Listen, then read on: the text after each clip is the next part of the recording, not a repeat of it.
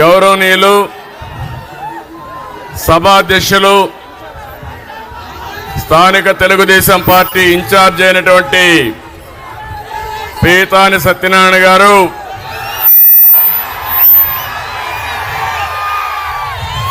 జిల్లా తెలుగుదేశం పార్టీ అధ్యక్షురాలు సీతారాం లక్ష్మి గారు, జిల్లా జనసేన పార్టీ అధ్యక్షుడు గౌరవనీయులు గోవిందరావు గారు, తెలుగుదేశం పార్టీ జనసేన పార్టీకి సంబంధించిన వేదికపై నుండే నాయకులందరికీ, ఈ రెండు పార్టీల తరపున ఈ కార్యక్రమానికి విచ్చేసిన సోదరమణులందరికీ, జిల్లా ప్రజానీకానికి అందరికి కూడా పేరు పేరున మనస్ఫూర్తిగా నమస్కారాలు, అభినందనలు, శుభాభినందనలు. ఒక చల్లని సాయంత్రం, ఆహ్లాదకరమైన సాయంత్రం, ఎటు చూసినా పచ్చని పొలాలే. అదే పశ్చిమ గోదావరి. ఒక మహనీయుడి యొక్క దూరదృష్టి. మన దేశస్థుడు కాదు, బ్రిటన్ నుంచి వచ్చిన సముద్రంలోకి నీళ్లు పోతున్నాయి. ఈ ప్రాంతం కరువుందని ధవళేశ్వరం బ్యారేజ్ కట్టాడు తమ్ముళ్ళు. అది ఆ రోజు చేసిన పని. దానితో ఈరోజు మీరు ఒక్కసారి ఆలోచిస్తే దేశానికి అన్నపూర్ణగా పశ్చిమ గోదావరి జిల్లాలో దేశానికి తిండి పెట్టారు మీరు. అలాంటి ఈ జిల్లాకు రావడం నా అదృష్టంగా భావిస్తున్నా. ఇంకో పక్క అల్లూరి సీతారామరాజు పుట్టిన జిల్లా. బ్రిటిష్ వాళ్ళ గుండెల్లో రైళ్లు పరిగెత్తించి ప్రాణత్యాగం చేసి మనకి స్వాతంత్రం రావడానికి దోహదం చేసిన వ్యక్తి. అలాంటి పుణ్యభూమి జిల్లా. ఇంకో పక్క ఇక్కడ మిమ్మల్ని చూస్తే మంచికి మారు పేరు పశ్చిమ గోదావరి జిల్లా. మన నాయకుడు ఎన్టీ రామారావు గారు ఎప్పుడు చెప్పేవారు, అతిథి మర్యాదకు పశ్చిమ గోదావరి జిల్లా మారు పేరని ఎప్పుడూ చెప్పేవాడు ఆయన. అలాంటి పశ్చిమ గోదావరి జిల్లాకు రావడం చాలా సంతోషం. 2014 15 అసెంబ్లీలు మీరు గెలిపించారు. 3 పార్లమెంట్లు గెలిపించారు. రేపు రాబోయే రోజుల్లో ఎప్పుడు ఎన్నికలు పెట్టినా తెలుగుదేశం జనసేన జైత్రయాత్ర ఇక్కడి నుంచే ప్రారంభిస్తున్నాం. 15 అన్ని పార్లమెంట్ గెలిపిస్తారా లేదా అని మిమ్మల్ని అడుగుతున్నా. గట్టిగా చెప్పాలి. నేను ఒక విషయం అడుగుతున్నా.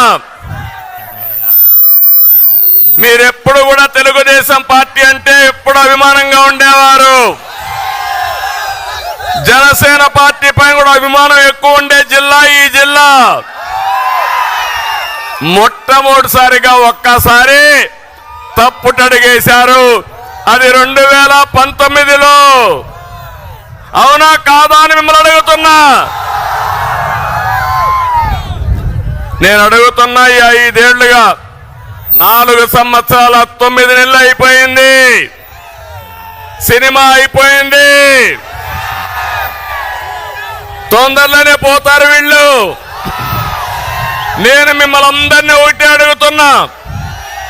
సమాజంలో ఏ ఒక్క వ్యక్తి అయినా ఆనందంగా ఉన్నారా అని మిమ్మల్ని అడుగుతున్నా. 5 సంవత్సరాల్లో మీ జీవితాల్లో మార్పు వచ్చిందా అని మిమ్మల్ని అడుగుతున్నా. మీ ఆదాయం పెరిగిందా అని మిమ్మల్ని అడుగుతున్నా. అంటే మాయ మాటలు ఎవ్రీడే చెప్తున్నారు ఈ ముఖ్యమంత్రి.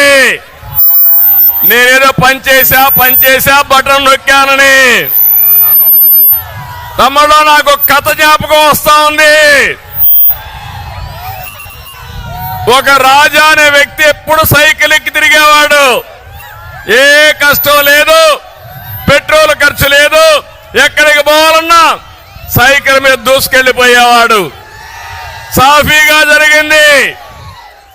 ఒక వ్యక్తి వచ్చాడు, అతను అడిగాడు, నువ్వు నాతో రా, నిన్ను బ్రహ్మాండంగా స్పీడ్గా తీసుకుపోతాను, స్వర్గాన్ని చూపిస్తానన్నాడు. Motor bike ఎక్కించుకున్నాడు. కొంత దూరం పోయాడు, పెట్రోల్ అయిపోయింది, పెట్రోల్ కొట్టించమన్నాడు. అతను అనుకున్నాడు, ఎక్కాము, ఏం చేయాలో తెలియదు, పెట్రోల్ కొట్టించాడు. అక్కడి నుంచి ఇంకొంత దూరం పోయాడు, మోటార్ బైక్ చెడిపోయింది, రిపేర్ చేయమన్నాడు, రిపేరు చేశాడు. ఇంకొంత దూరం పోయాడు, చీకటి పడింది, మోటార్ బైక్ నిలబెట్టి ఒళ్ళుపాయ నుండి అన్ని కూడా దోచుకొని పారిపోయాడు. అంటే మీరు గుర్తుపెట్టుకోవాలి, ఈరోజు ఈ ప్రభుత్వం మీకేం చెప్పింది? కరెంటు ఛార్జీలు పెంచమని చెప్పారా లేదా? పెట్రోల్ డీజిల్ పెంచమని చెప్పారా లేదా? నిత్యావసర వస్తువుల ధరలు పెంచమని చెప్పారా లేదా? అదే జరిగింది. పెట్రోల్ పోయించడం అంటే పన్నులు వేయడం, రిపేర్లు చేయించడం అంటే ఎక్కడికక్కడ ఇష్టానుసారంగా అన్ని విధాలుగా దోచేయడం. మూడోది, రాష్ట్రాన్నే విధ్వంసం చేశాడు. ఈ విషయం మీరు గుర్తుపెట్టుకోవాలి. ఈ రోజు ఈ జిల్లాలో ఏ రోడ్డైనా బాగుందా తమ్ముళ్ళు అని మిమ్మల్ని అడుగుతున్నా. ఏ కాలువైనా పూడికి తీశారా అని మిమ్మల్ని అడుగుతున్నా. ఏ డ్రైనేజీలైనా పూడికి తీశారా అని మిమ్మల్ని అడుగుతున్నా. వ్యవస్థల్ని సర్వనాశనం చేశారు. అందుకే అంటున్నా, రజనీకాంత్ డైలాగ్, రాజా అర్థమైందా? ఇప్పటికైనా అర్థం చేసుకున్నారా మీరు అని అడుగుతున్నా. రేపు రాబోయే ఎన్నికల్లో చిత్తుగా ఈ పార్టీని వదిలిపెట్టి భూస్థాపితం చేయడానికి సిద్ధంగా ఉన్నారా తమ్ముళ్ళు అని మిమ్మల్ని అడుగుతున్నా, ఆడబిడ్డలను అడుగుతున్నా. ఈరోజు ఇంకొక పక్కన మీరు చూస్తే ఎక్కడ చూసినా బాధుడే బాధుడు. ఇప్పుడే పీతాని చెప్పాడు, ఇక్కడ ఎమ్మెల్యే ఆకాశం నుంచి ఊడిపడ్డాడు అనుకుంటున్నాడు. ఇక్కడ మీటింగ్ పెట్టుకుంటామంటే వీళ్ళబ్బ సొమ్ము మారిగా అడ్డుపడ్డాడంటే కబద్దార్, జాగ్రత్తగా ఉండమని హెచ్చరిస్తున్నా.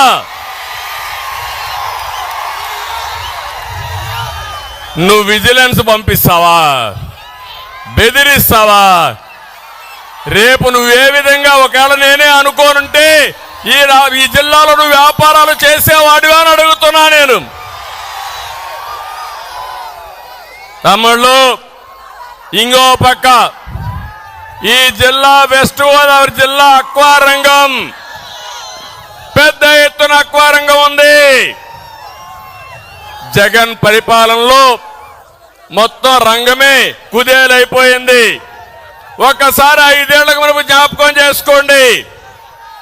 ఆ రోజు నేను ముఖ్యమంత్రిగా ఉన్నప్పుడు అక్వా రంగానికి పెద్దపీట వేశాను. రాయలసీమలో హార్టికల్చర్ కి పెద్దపీట వేశాను. ఆదాయం రావాలని కోరుకున్నాను. పెద్ద ఎత్తున అక్వా రంగాన్ని అభివృద్ధి చేసిన పార్టీ ప్రభుత్వం తెలుగుదేశం అని చెప్పి నేను మీకు తెలియజేస్తున్నా. ఈ రోజు మీరు చూడండి, అప్పుడు 2 లక్షల ఎకరాలు సాగు పెంచాం. ఈరోజు ఏం జరిగింది? అక్వా రంగంలో సాగు ఖర్చు 3 రెట్లు పెరిగింది. మద్దతు ధర లభించడం లేదు. ఫీడ్ గాని, మందులు గాని, కరెంటు బిల్లులు గాని, సెస్ గాని పెంచి అక్వా రంగాన్ని చంపేశాడు ఈ ముఖ్యమంత్రి. ఇంకో పక్క ₹1.50కే కరెంట్ ఇస్తానని చెప్పాడు. ఇచ్చాడా అని నేను అడుగుతున్న అక్వా రైతుల్ని. ఇక్కడ చూస్తే జోన్స్ అని పెట్టాడు. జోన్స్ అని పెట్టి జోను నాన్ జోన్ అని, నాన్ జోన్లో ఉంటే ఇష్టానుసారంగా ₹3.50 చేశాడు. 10 ఎకరాల కంటే ఎక్కువ ఉంటే రేట్లు పెంచేశాడు, ఆంక్షలు పెట్టాడు. నేను ఒకటే మీ అందరికీ హామీ ఇస్తున్నా, మళ్ళీ తెలుగుదేశం పార్టీ వస్తుంది, జనసేన ప్రభుత్వం వస్తుంది. ప్రతి ఒక్కరికి ₹1.50కే కరెంట్ ఇచ్చే బాధ్యత తెలుగుదేశం పార్టీ జనసేనది.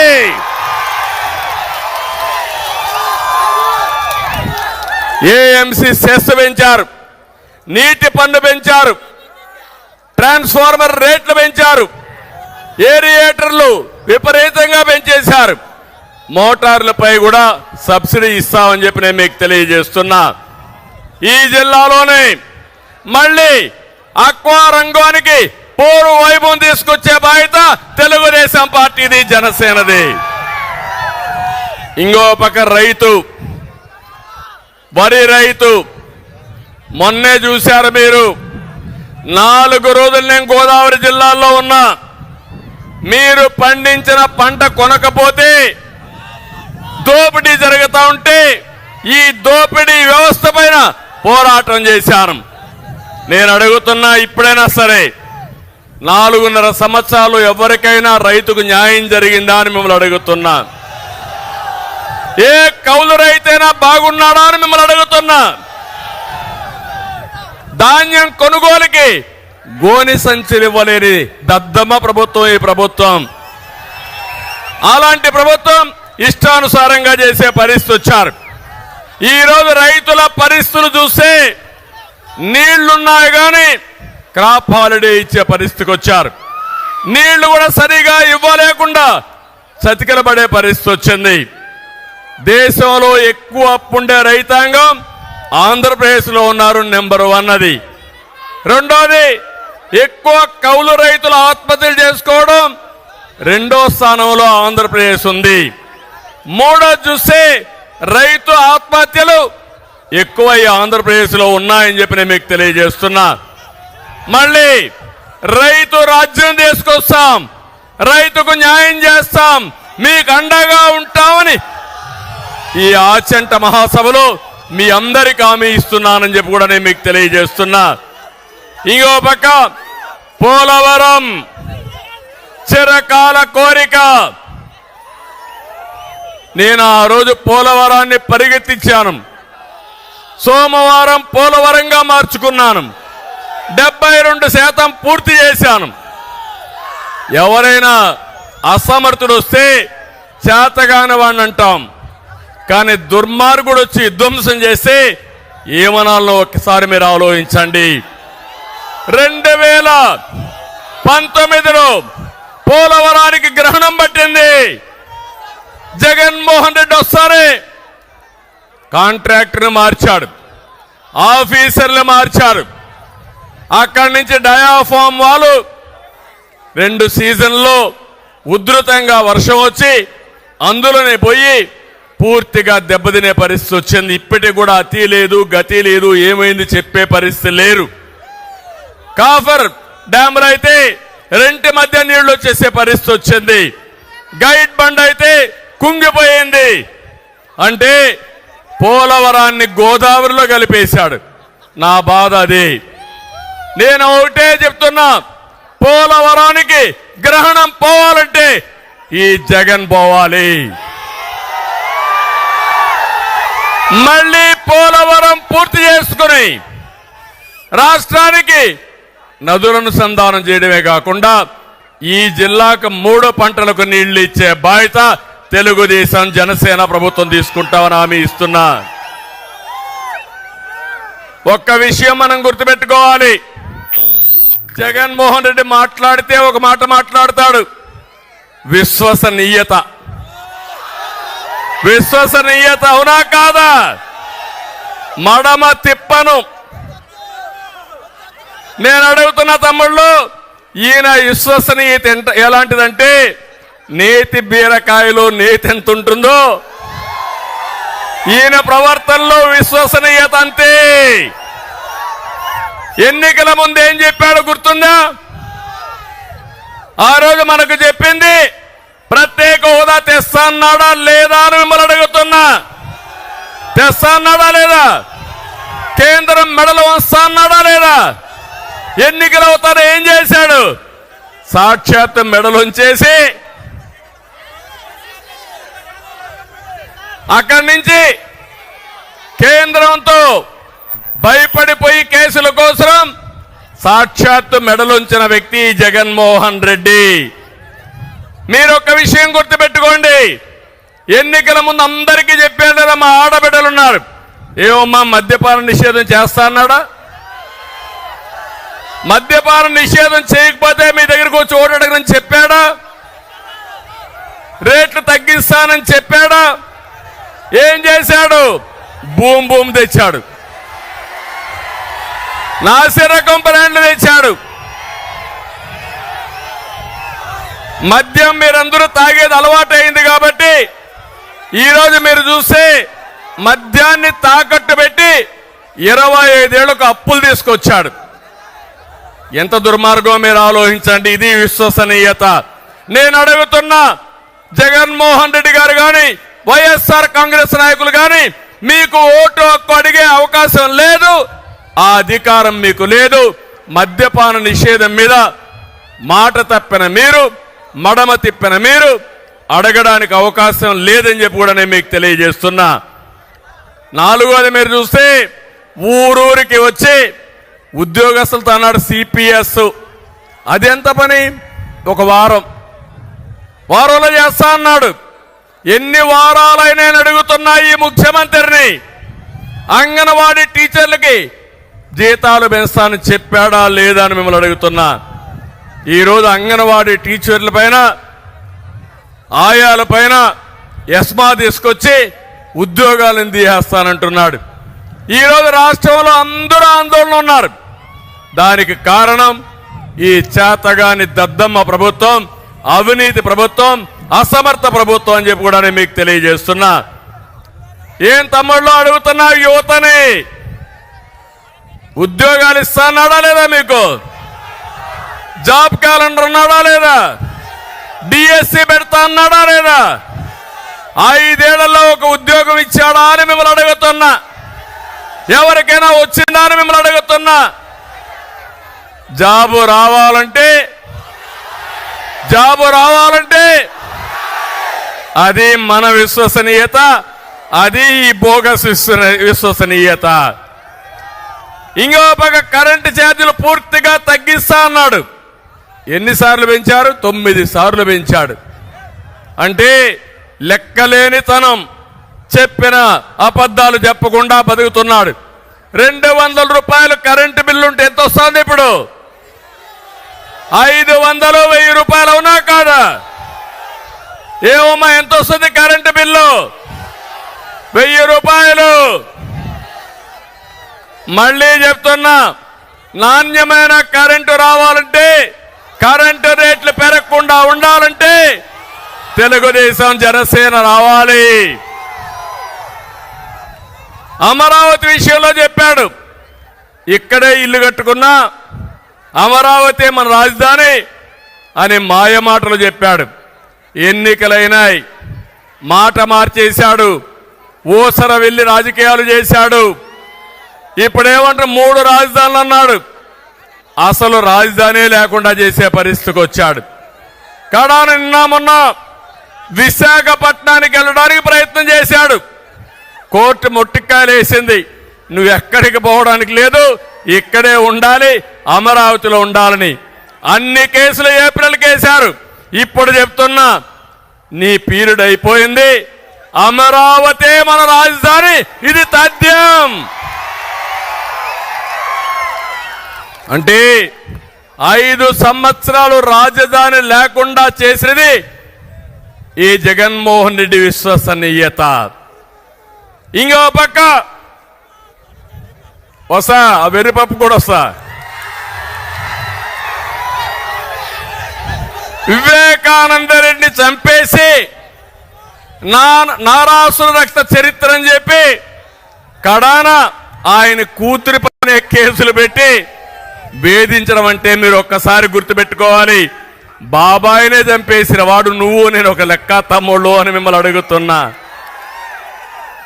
కడాన ఈరోజు మీరు చూస్తే చెల్లెలు ఆ రోజు జగనన్న బాణం, జగనన్న వదిలిన బాణం ఏమైంది? ఈరోజు ఏమైంది? తిరిగి జగనన్న పైన తిరుగుతా ఉంది. వాళ్ళ ఇంట్లో ఉండే వ్యవహారం మనకు సంబంధం అంట, నేనే ఆడిస్తున్నానంట. అంటే ఆ రోజు కూడా నేనే పాదయాత్ర చేయించాను ఆవిడ దగ్గర, ఇప్పుడు నేనే పాదయాత్ర ఆవిడని తిరుగుబాటు చేశాను. అంటే సిగ్గు ఎగ్గు లేకుండా, చెప్పిన అబద్ధాలు చెప్పకుండా, కళ్ళార్పకుండా అబద్ధాలు చెప్పే వ్యక్తి ఈ జగన్మోహన్ రెడ్డి అని చెప్పి కూడా నేను మీకు తెలియజేస్తున్నా. ఇంకో పక్క మీరు ఒకసారి చూస్తే ఆ రోజు రిలయన్స్ మీద వైఎస్ఆర్ను చంపింది రిలయన్స్ అని దాడులు చేశారు, జ్ఞాపకం ఉందా మీకు? అప్పట్లో తర్వాత ఏం చేశాడు? రిలయన్స్ అధినేత వస్తే నత్వాని వాళ్ళ మనిషికి ఎంపీ రాజ్యసభ ఇచ్చాడు, జ్ఞాపకం ఉందా మీకు? అది విశ్వసనీయత. ఇలాంటి విశ్వసనీయత ఉండే వ్యక్తిని ఏమనాలి నాకైతే అర్థం కాల. నిన్న మొన్న మీరు ఒకసారి చూస్తే ఒక మాట మాట్లాడుతున్నాడు, పెత్తందారులకి పేదవాళ్ళ మధ్య యుద్ధం అంట. ఏంటో నాకు అర్థం కాల ఇది. అంటే ఏం చేసినా జరిగిపోతుంది అనుకుంటున్నాడు. దేశంలోనే ఎక్కువ సంపద ఉండి ఎక్కువ ఆదాయం వచ్చే ముఖ్యమంత్రి జగన్మోహన్ రెడ్డి. 510 కోట్ల రూపాయల సంపద. దేశంలో ఉండే అందరూ ముఖ్యమంత్రుల ఆదాయం ఎంతుందో దానికంటే ఎక్కువ ఆదాయం సంపద ఈయనకుంది. నేను అడుగుతున్నా, ఇప్పుడు 5 ఏళ్లలో మీ ఆదాయం పెరిగిందా? పెరిగిందా మీ ఆదాయం? ఆయన ఆదాయం పెరిగింది. ఎట్లా పెరిగిందో మీకు చెప్పాలి కదా. ఇప్పుడు చెప్పే ధైర్యం ఈ జగన్మోహన్ రెడ్డికి ఉందా అని అడుగుతున్నా. చెప్తాడా అని మిమ్మల్ని అడుగుతున్నా. తమ్ముళ్ళు ఎక్కడ చూసినా దోపిడీ ఇలాంటివన్నీ చేసి ఇష్టానుసారంగా పెంచుకొని ఈయన వీళ్ళ మనుషులందరూ కూడా దోపిడీ చేసే పరిస్థితికి వచ్చారు. నేను అందుకనే ఈరోజు అడుగుతున్నా, ఇవన్నీ మీరు సంపాదించారు, మీరు దేశంలోనే రిచెస్ట్ మ్యాన్గా తయారయ్యారు. ఈ రాష్ట్రంలో ఉండే ప్రజలు మాత్రం దేశంలో నిరుపేదలుగా తయారయ్యే పరిస్థితి తెచ్చారు. అది మీరు చేసిన ఘనత అని చెప్పి కూడా నేను మీకు తెలియజేస్తున్నా. ఈరోజు ఇంకొక పక్కన ఈ జిల్లాలో ఈ రాష్ట్రంలో మంత్రులు ఉన్నారు. ఏం తమ్ముళ్ళు, ఎవడైనా ఒక్కడైనా సమర్థమైన మంత్రులు ఉన్నారా అని మిమ్మల్ని అడుగుతున్నా. కానీ ఒక పాలసీ పెట్టాడు, ప్రతి ఒక్క మంత్రి ప్రతి ఒక్క ఎమ్మెల్యే మనల్ని తిట్టాలి. మీరు చూస్తే వైసీపీలో బూతు రత్న అయితే ఎమ్మెల్యే టికెట్, బూతు సామ్రాట్ అయితే వాడికి మంత్రి పదవి. ముందు నన్ను తిట్టాలి, పవన్ కళ్యాణ్ తిట్టాలి, లోకేష్ తిట్టాలి, అప్పుడే వీళ్ళకి మంత్రి పదవులు, అప్పుడే ఎమ్మెల్యే సీట్లు, అప్పుడే ఎంపీ సీట్లు. ఇది ఎక్కడ సౌభాగ్యం అని అడుగుతున్నా. డయాఫామ్ వాల్ అంటే తెలియని వ్యక్తి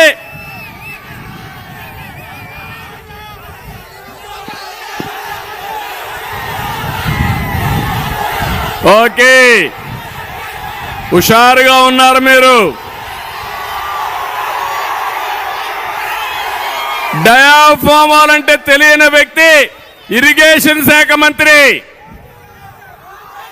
పెట్టుబడులంటే కోడిగుడ్డు అనే వ్యక్తి ఐటీ మంత్రి, ధాన్యానికి సంచులు ఇవ్వలేని మంత్రి పౌర సరఫరాల మంత్రి, కోర్టు ఫైలు లేపేవాడు వ్యవసాయ శాఖ మంత్రి, గనులు మింగేసేవాడు గనుల శాఖ మంత్రి, క్లబ్బుల్లో డాన్సులు వేసే ఆవిడ మహిళా సంక్షేమం కోసం మాట్లాడుతుంది. ఏం తమ్ముళ్ళు, అర్థమైందా మీకు ఇప్పటికైనా వీళ్ళ యొక్క వేషాలు? వీళ్ళ పెట్టుకొని మనం అంతా కూడా రాజకీయం చేయాల్సి వస్తా ఉంది. నేను గాని పవన్ కళ్యాణ్ గాని వేదిక పైన నాయకులు గాని మీ మీద గాని దాడులు చేశారా లేదా అని మిమ్మల్ని అడుగుతున్నా. ఏంటి దౌర్భాగ్యం అని మిమ్మల్ని అడుగుతున్నా. అంటే రాజకీయాల్లోకి వచ్చింది మన మీద దాడి చేయించుకోవడానికి కానీ మిమ్మల్ని అడుగుతున్నా. ఇలాంటి వ్యక్తుల్ని ఏం చేయాలనో ఆలోచించాల్సిన బాధ్యత మీ అందరి పైన ఉంది. నేను అడుగుతున్నా ఈ కుండే వాళ్ళందరినీ, బీసీలు ఉన్నారు, మొన్నే ప్రవేశపెట్టాం జై హో బీసీ అని. బీసీల కోసం ఒక ప్రత్యేకమైన కార్యక్రమం తెలుగుదేశం పార్టీ తీసుకునింది. నేను మీకు అందరికీ హామీ ఇస్తున్నా, తెలుగుదేశానికి వెన్నెముక బీసీలు. ఆ బీసీలకు ప్రత్యేక ప్రణాళిక తీసుకొస్తాం. న్యాయం చేసే బాధ్యత తెలుగుదేశం పార్టీ తీసుకుంటామని బీసీలందరికీ హామీ ఇస్తున్నా. రెండోది ఎస్సీలు ఉన్నారు. ఎస్సీలకు కూడా అన్యాయం జరిగింది. ఈ ప్రభుత్వం ద్రోహం చేశారు.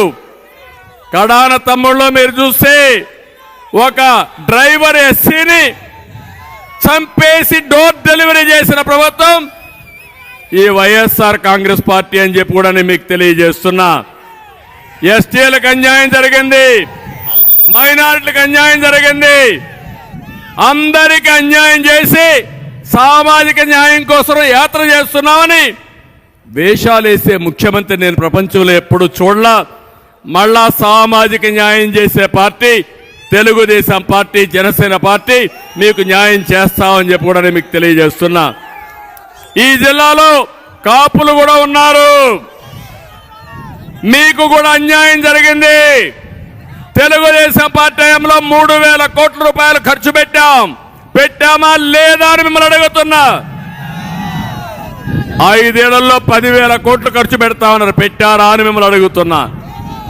1 రూపాయి పెట్టారా అని మిమ్మల్ని అడుగుతున్నా.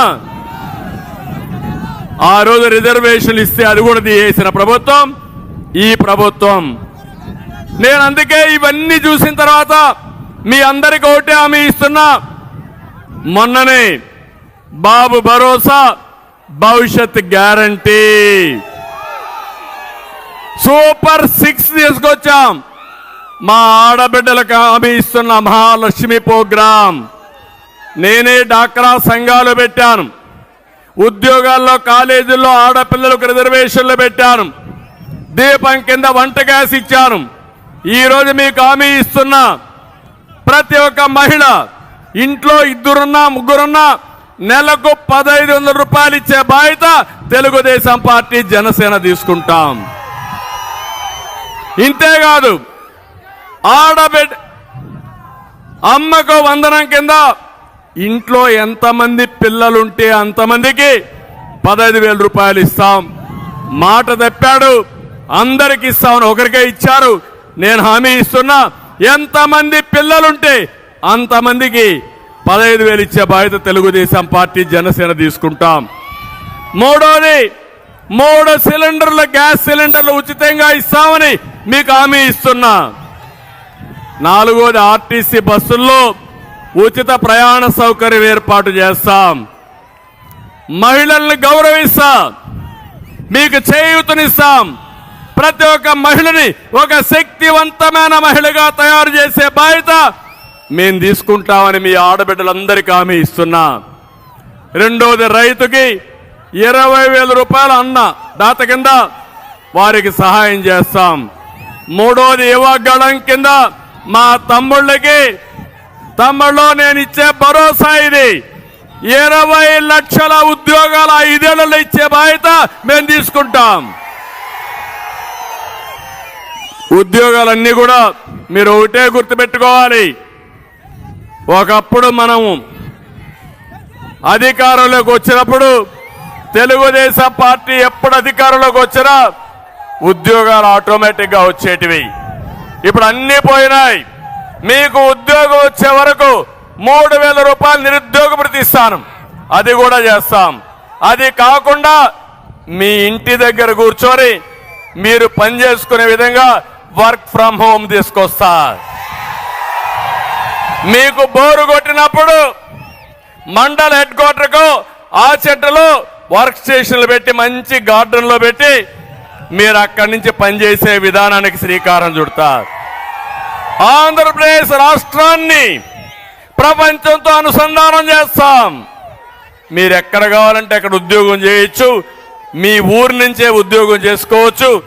మీకు ఆదాయాన్ని సంపాదించే మార్గం తెలుగుదేశం పార్టీ చూపిస్తుందని హామీ ఇస్తున్నా. ప్రతి ఒక్క ఇంటికి రక్షిత మంచినీరు ఇస్తాం. ఇవే కాకుండా వెనుకబడిన వర్గాలకు ప్రత్యేకమైన సబ్ ప్లాన్ తీసుకొస్తాం. ప్రతి ఒక్క వర్గానికి న్యాయం చేసే బాధ్యత, ప్రతి ఒక్క కులానికి న్యాయం చేసే బాధ్యత జనసేన తెలుగుదేశం పార్టీ కూటమి తీసుకుంటుందని చెప్పి నేను హామీ ఇస్తున్నా. అన్నింటికంటే ముఖ్యమైన కార్యక్రమం పేదవాడికి అండగా ఉంటా. నా జీవితంలో ఒకటే ఆలోచిస్తున్నా, పేదరిక నిర్మూలన అనేది నా జీవితాశయం. ఇప్పుడు కూడా నేను శివాలయానికి వెళ్ళాను. అక్కడ కూడా వాళ్ళు ఎవరు చెప్పారు, ఎప్పటి నుంచో ఆ శ్రీరాములు వాళ్ళ కుటుంబం ఆ శివాలయంలో వారసత్వంగా పూజలు చేయడం కానీ వాళ్లే కట్టిన దేవాలయం అది. అక్కడికి పోతే నేను దేవుణ్ణి ఒకటే కోరుకున్నా, ఆంధ్రప్రదేశ్లో ఉండే ప్రజానీకం, తెలుగు ప్రజానీకం ప్రపంచంలోనే నెంబర్ 1 గా తయారు చేయడానికి నాకు శక్తిని, తెలివితేటల్ని ప్రసాదించమని ఆ శివుణ్ణి కోరుకున్నా. ఇది సాధ్యం. ఎందుకు సాధ్యం అంటున్నానంటే 25 ఏళ్లకు మునుపు చేసినటువంటి పని వల్ల హైదరాబాద్ మెరిసిపోతా ఉంది, అమరావతి వెలువెలబోతా ఉంది. మళ్ళీ హామీ ఇస్తున్నా, మీరందరూ సహకరించండి. మళ్ళీ తిరుగులేని శక్తిగా తెలుగు జాతిని తయారు చేసే బాధ్యత తెలుగుదేశం పార్టీ జనసేన తీసుకుంటాం. ఇటీవల నాకు కష్టం వచ్చినప్పుడు 80 దేశాల్లో తెలుగువారు స్పందించారు. 80 దేశాల్లో, మారుమూల ప్రపంచంలో ఎక్కడ పోయినా ఉన్నారు. అది 25 ఏళ్లకు మునుపు తెలుగుదేశం పార్టీ ప్రారంభించిన విజన్. మళ్ళీ హామీ ఇస్తున్నా, మళ్ళీ తెలుగు జాతిని ప్రపంచంలోనే ఒక శక్తివంతమైన జాతిగా తయారు చేసే బాధ్యత తెలుగుదేశం పార్టీది. రెండోది, ఈ రాష్ట్రంలో ఉండే 5 కోట్ల మంది పేదవాళ్లకు అండగా నిలబడబోయేది తెలుగుదేశం పార్టీ. మూడో విషయం చెప్తున్నా, జగన్ మారిగా 10 రూపాయలు ఇచ్చి 100 రూపాయలు దోచుకోవడం కాదు. కష్టపడతాం, సంపద సృష్టిస్తాం, 15 రూపాయలు ఇస్తాం. 15 రూపాయలతో 100 రూపాయలు సంపాదించే మార్గాన్ని చూపిస్తా. 100 రూపాయలతో 1000 రూపాయలు చూపించే మార్గం చూపిస్తాం. అదే సంపద సృష్టి, అదే పేదవాడికి అండగా తెలుగుదేశం పార్టీ ఉంటుందని మీ అందరికి హామీ ఇస్తున్నా. నా జీవితంలో ఇది చేసి నా నిజాయితీ నిరూపించుకుంటానని మరొక్కసారి మీ అందరికి హామీ ఇస్తున్నా. ఇవి కాకుండా ఇక్కడే మనం ఎన్ఐటి తెచ్చాం. దానికి ల్యాండ్ కూడా ఇవ్వలేదు. తాడేపల్లిగూడెంలో, భీమవరంలో అక్వా యూనివర్సిటీ, అది కూడా ఊసే లేదు. నర్సాపూర్ పరిధిలో బియ్యపు తిప్ప దగ్గర ఫిషింగ్ హార్బర్, ఆ పనులు కూడా జరగడం లేదు. గోదావరి, నర్సాపూర్, సకినేటిపల్లి వంతెన నిర్మాణం మాటలకే పరిమితమైంది. నిడదవోలు, పాలకొల్లు, తణుకులకి తాగునీరిచ్చే విద్యేశ్వరం పెండింగ్ లో పడిపోయింది.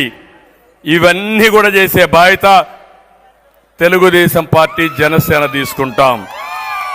తమిళలో ఈరోజు ఒక్క విషయం ఆలోచించండి. ప్రతి ఒక్క తల్లి ఆవేదన, ప్రతి ఒక్క అమ్మ ఆందోళన,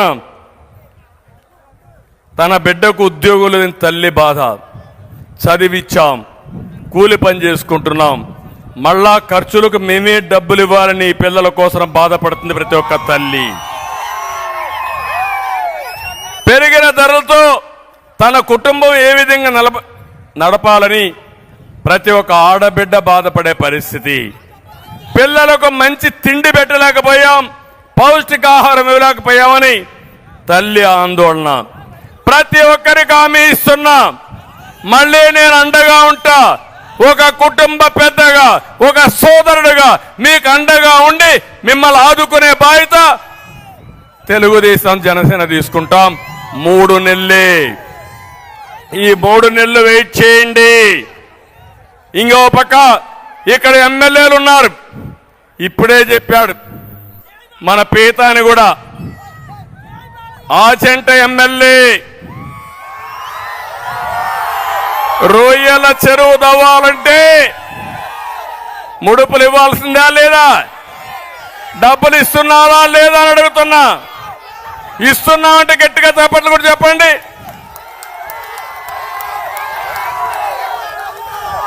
ఇంకో పక్క ఇంటి జాగాకు 50,000 రూపాయల నుంచి 1,00,000 రూపాయలు లంచం. ఇంటి జాగా సైట్ ఇవ్వాలన్నా లంచం, ఇండ్లు కట్టాలన్నా లంచం, వరి ధాన్యం ఎంఎస్పీ ఇవ్వాలన్నా లంచం కట్టాలి, కప్పం కట్టాలి. రైస్ మిల్లర్స్ అసోసియేషన్ భూమి, భారతీయ విద్యాభవన్కి ఇచ్చే భూమి, ఆ స్కూల్ భూములు కూడా కొట్టేయాలని ప్రణాళిక. నేను ఒకటే హామీ ఇస్తున్నా, వీళ్ళు తినింది కక్కిచ్చే బాధ్యత మాదని మరొకసారి మీ అందరికీ హామీ ఇస్తున్నా. ఇంకో పక్కన తణుకున్నాడు ఎర్రి పప్ప.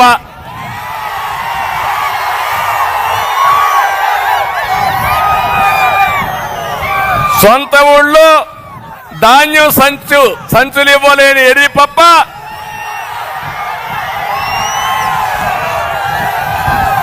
ఏమనాలో నాకు తెలియదు ఎర్రి పప్పని. కానీ రాష్ట్రంలోనే టీడీఆర్ బండ్లో నెంబర్ 1 కుంభకోణం తణుకు నుంచే ప్రారంభమైంది. రాష్ట్రం అంతా చేస్తున్నారు. ఖబర్దార్, జాగ్రత్తగా ఉండండి. టీడీఆర్ బాండ్ల కుంభకోణం మిమ్మల్ని కక్కిచ్చే బాధ్యత తెలుగుదేశం పార్టీ జనసేన తీసుకుంటాం. నియోజకవర్గంలో ఏం కట్టాలన్నా 5% ఈయనకి చెల్లించాల. అది అక్కడుండే ఎమ్మెల్యే. ఇంకొకరు తాడేపల్లిగూడెంలో ఉన్నాడు, చిల్లర కొట్టు పెట్టేశాడు. ఏది బిల్డింగ్ కావాలన్నా ట్యాక్స్ కట్టాల్సింది, లేఅవుట్ వేయాలన్నా ట్యాక్స్ కట్టాల్సింది, అన్నిటికీ ట్యాక్స్లే. భీమవరం ఉన్నాడు గజ దొంగ, మామూలు కాదు. 52 కోట్ల రూపాయల భూమిని కొట్టేశాడు. జగన్మోహన్ రెడ్డి రిషికొండను కొట్టేసి 500 కోట్లతో ప్యాలెస్ కడితే ఇక్కడ భీమవరం ఎమ్మెల్యే ఆయన ఒక ప్యాలెస్ కట్టాడు, పోటీ పడుతున్నాడు. పేదలకు ఇల్లు కట్టలేరు కానీ వీళ్ళు మాత్రం ప్యాలెస్లు కట్టుకుంటారు. నర్సాపూర్లో ఇంకొక ఆయన ఉన్నాడు, ఆయన పేరే నియోజకవర్గాన్ని ప్రసాదం మారిగా మింగేస్తున్నాడు. ఆయన ఒక ఎమ్మెల్యే. పేదలకు ఇళ్ల పట్టాల కోసం తక్కువ ధరకు భూములు కొని మొత్తం వెంచర్లేసి అమ్మేసే పరిస్థితికి వచ్చాడు, గవర్నమెంట్కి ఇచ్చే పరిస్థితికి వచ్చాడు. గోదావరి ఏటికట్ట ఆధునీకరణలో నాసిరకం పనులు చేసి 15 కోట్లు మింగేశాడు. వీళ్ళు ఎమ్మెల్యేలు. నేను అడుగుతున్నా, జగన్మోహన్ రెడ్డి నీకు ధైర్యం ఉందా? ఈ ఎమ్మెల్యేలు మారుస్తావా? నువ్వు చేయలేవు, అది నీ పరిస్థితి. అందుకే నేను ఒకటే ముఖ్యమంత్రి చెప్తుంది, నిన్న మీరు చూశారు పాపం, అంబటి రాయుడు క్రికెటర్, ప్రపంచమంతా ఆడాడు, మంచి పేరుంది, ప్రజాసేవ చేయాలనుకున్నాడు. జగన్మోహన్ రెడ్డి పిలిచాడు, పిలిచి నీ గుంటూరు సీట్ ఇస్తామన్నాడు. సరే అన్నాడు. రెండో రోజు ఇంకొకరిని పిలిచి నీకు కూడా గుంటూరు సీట్ ఇస్తామన్నాడు. అంబటి రాయుడికి అర్థమైపోయింది ఆ దెబ్బతో ఫస్ట్ డేనే ఆట ఆడక మునిపే గేమ్ అయిపోయింది. క్లీన్ బౌల్డ్ అర్థమైపోయింది. ఇంకా లాభం లేదని పారిపోయాడు అంబటి రాయుడు. మీకు అర్థమయ్యే తమ్ముళ్ళు, ఇప్పటికైనా మోసం ఎట్ట చేస్తాడని. జీవితాలతో ఆడుకునే వ్యక్తి ఈ జగన్మోహన్ రెడ్డి. అలాంటి వ్యక్తిని మనం ఒకసారి ఆలోచించుకోవాల్సిన అవసరం ఉంది. ఇంకో పక్క ఇక్కడ చూస్తే వారి రైతుకు, కౌలు రైతుకు నేను ఒకటే చెప్తున్నా, మీకు న్యాయం చేపిస్తారని హామీ ఇస్తున్నా. టిట్కో ఇండ్లన్నీ కూడా తెలుగుదేశం పార్టీ వస్తానే ఉచితంగా మీకు అప్పచెప్పే బాధ్యత, కట్టించే బాధ్యత మాదని మరొక్కసారి మీ అందరికి హామీ ఇస్తున్నా. త్రాగునీటి సమస్య పరిష్కారం చేస్తాం. ఇది కాకుండా ఆచంటలో అయోధ్యలంక బ్రిడ్జి ఇమ్మీడియట్ గా పూర్తి చేస్తానని చెప్పి కూడా నేను మీకు తెలియజేస్తున్నా. జిల్లా అంతా రోడ్లన్నీ అధ్వానంగా ఉన్నాయి. మళ్ళీ మీ రోడ్లు బాగుపడాలంటే తెలుగుదేశం జనసేన రావాలి. ఈ సందర్భంగా నేను ఒకటే మీ అందరినీ కోరుతున్నా. ఈరోజు ఆచంట నియోజకవర్గానికి వచ్చిన మిమ్మల్ని అందరినీ ఒకే విషయం మిమ్మల్ని అడుగుతున్నా. ఈరోజు మనందరిపైన ఒక బాధ్యత ఉంది. అది పవిత్రమైన బాధ్యత. ఆంధ్రప్రదేశ్లో ఉండే ప్రజానీకం చాలా తెలివైన వాళ్ళం. కానీ ఒక్కొక్కసారి మోసపోతా ఉంటాం. ఈరోజు ఆంధ్రప్రదేశ్లో ఉండే వాళ్ళు ప్రపంచం అంతా రాణిస్తున్నారు. కానీ ఈ రాష్ట్రంలో మాత్రం ఇబ్బందుల్లో ఉన్నాం. నేనేదో ముఖ్యమంత్రి పదవి కోసం అడగడం లేదు. నా కోసమో, పవన్ కళ్యాణ్ కోసమో, తెలుగుదేశం కోసమో, జనసేన కోసం కాదు, 5 కోట్ల ప్రజల కోసం మిమ్మల్ని అందరినీ అడుగుతున్నా. మీ పిల్లల భవిష్యత్తు కోసం మిమ్మల్ని అడుగుతున్నా. మీరు ఈ ప్రభుత్వాన్ని సాగనంపడానికి సిద్ధంగా ఉన్నారా లేదా అని మిమ్మల్ని అడుగుతున్నా. నేను ఈరోజు పెట్టిన కార్యక్రమం కూడా రా కదిలిరా. ఎన్టీ రామారావు గారు మొదట్లో తెలుగుదేశం పిలుస్తోంది, రా కదిలిరా అని పెట్టారు. ఇప్పుడు నేను ఇచ్చిన పిలుపు మళ్ళీ స్వర్ణ యుగం కోసం మేము పిలుస్తున్నాం. రా కదిలిరా అని అడుగుతున్నా. మిమ్మల్ని ఒకటే అడుగుతున్నా, తెలుగు జాతికి స్వర్ణ యుగం కోసం కలిసి వస్తారా, రాతి యుగంలో ఉండిపోయి ఇంకా వెనక్కి వెళ్ళిపోతారా నిర్ణయించుకోవాల్సిన బాధ్యత మీ అందరిపైన ఉంది. 5 ఏళ్లుగా మీరు చూశారు, ఎన్ని ఇబ్బందులు పడ్డామో చూశారు. ఇప్పుడు భయపడి మీరు ఇంట్లో పడుకుంటే, పోరాటం చేయకపోతే మీకు మిగిలేది రేపు రాబోయే రోజుల్లో అంధకారమే. అందుకే అందరినీ కోరుతున్నా, తిరుగుబాటు ప్రారంభమైంది. ఇప్పుడు యువ గడవైన తర్వాత ఇది 3వ మీటింగ్ చూశాను. మీ ఉత్సాహం చూశాను, మీ అభిమానం చూశాను. నాకు ఏమాత్రం అనుమానం లేదు, వైఎస్ఆర్ కాంగ్రెస్ పార్టీ పని అయిపోయింది. ఈరోజు కొండే అందరిని అడుగుతున్నా, 90 రోజులు మీరు పనిచేయండి.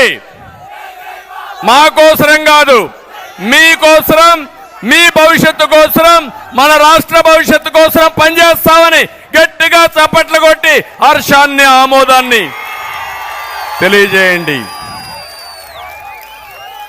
ఆ తర్వాత ఈ రాష్ట్రాన్ని స్వర్ణ యుగం వైపు నడిపించే బాధ్యత మేము తీసుకుంటాం. అది జరిపిస్తామని కూడా మీకు తెలియజేస్తున్నా. ఈరోజు హైదరాబాద్ మీరు చూశారు, అప్పుడప్పుడు వెళ్తా ఉంటారు. 25 ఏళ్లకు మునుపు ప్రారంభించిన అభివృద్ధి ఈరోజు వాళ్ళు కంటిన్యూ చేశారు. ఇక్కడట్టు కాకుండా ఇష్టానుసారంగా చేసే పరిస్థితికి వచ్చారు. అందుకే నేను ఇప్పుడు ఒక్కొక్కటి తమ్ముడు వినాల వినాల వినాల వినాల వినాల ఇను ఇను ఇను నేను చెప్పిన దాన్ని గట్టిగా స్లోగన్ ఇవ్వండి. నేను తెలుగు జాతి స్వర్ణ యుగం కోసం అంటే రా కదిలి రాని గట్టిగా చెప్పాలి. అందరూ పిడికిలి బిగించి అవసరం లేచి నిలబడుకొని అందరూ లేచి నిలబడుకోండి. గట్టిగా చెప్పాలి. పిడికిలి బిగించి చెప్పాలి. తెలుగు జాతి స్వర్ణ యుగం కోసం ఇంకా గట్టిగా చెప్పాలి. ప్రతి ఒక్కరి గుండెల్ని కదిలించే పరిస్థితి రావాలి. తెలుగు జాతి స్వర్ణ యుగం కోసం, తెలుగు ప్రజల ఆత్మ గౌరవం కోసం, స్వచ్ఛమైన ప్రజాపాలన కోసం, తెలుగు జాతిని నెంబర్ 1 చేయడం కోసం, పోలవరం పూర్తి చేయడం కోసం, రైతుల భవిష్యత్తు కోసం, అక్వా రైతుల కోసం, మన బిడ్డల ఉద్యోగాల కోసం, ఆడబిడ్డల రక్షణ కోసం రాష్ట్రాన్ని కాపాడుకుందాం. చాలా సంతోషం. మళ్ళీ అడుగుతున్నా, సైకో పోవాలి. ఇక్కడ జనసేన కూడా ఉంది కాబట్టి సైకో అంటే పోవాలని గట్టిగా చెప్పాలి. సైకో, సైకో పాలన, సైకో పాలన.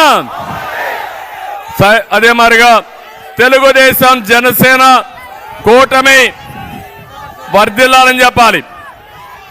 తెలుగుదేశం జనసేన కూటమి, తెలుగుదేశం జనసేన కూటమి, తెలుగుదేశం జనసేన కూటమి. అదే సమయంలో ఎన్టీఆర్ అంటే అమరాయ్. ఎన్టీఆర్, ఎన్టీఆర్, ఎన్టీఆర్. తమ్ముళ్ళు మళ్ళా గుర్తు చేస్తున్నా, మొన్ననే క్రిస్మస్ చేసుకున్నాం, నిన్ననే నూతన సంవత్సరాన్ని మనం సెలబ్రేట్ చేసుకున్నాం. తొందరలోనే సంక్రాంతి వస్తుంది. సంక్రాంతి వేడుకలు పశ్చిమ గోదావరి జిల్లాలో చాలా బాగా జరుగుతాయి. వేరే అన్ని ప్రాంతాల నుంచి పశ్చిమ గోదావరి జిల్లాకు వస్తారు. దానికంటే మన సాంప్రదాయాలు నేను చెప్పను. మీ అందరూ కూడా సంక్రాంతి బ్రహ్మాండంగా జరుపుకోవాలని మనస్ఫూర్తిగా ఆకాంక్షిస్తున్నా. అందరికీ సంక్రాంతి శుభాకాంక్షలు. మళ్ళీ ఒకటి కోరుతున్నా, ఈ సంక్రాంతి ఎట్లా జరుపుకుంటామో రేపు ఎన్నికలకు కూడా సిద్ధం కావాలి. ఇంటింటికి వెళ్ళాలి, ప్రతి ఒక్కరికి చెప్పాలి, చైతన్యాన్ని కలిగించాలి. రేపు రాబోయే రోజుల్లో వైఎస్ఆర్ కాంగ్రెస్ పార్టీని చిత్తుగా ఓడించాలి, బంగాళాఖాతంలో కలిపేయాలి. సిద్ధమా అని మిమ్మల్ని అడుగుతున్నా. అది చేసి ఈ రాష్ట్రాన్ని కాపాడుకోవడానికి ముందుకు రావాల్సిందిగా మరొక్కసారి అందరినీ కోరుకుంటూ చేస్తారని చెప్పి ఆశిస్తూ, ఈ రోజు నేను ఇక్కడికి వచ్చినప్పుడు మీరు చూపించిన అభిమానానికి పేరు పేరున అందరికి కూడా మనస్ఫూర్తిగా నమస్కారాలు. ఈ మీటింగ్ బ్రహ్మాండంగా జయప్రదం చేసిన రెండు పార్టీ నాయకులకి, కార్యకర్తలకి అందరికీ ధన్యవాదాలు. Thank you. అందరికీ నమస్కారాలు. జై హింద్.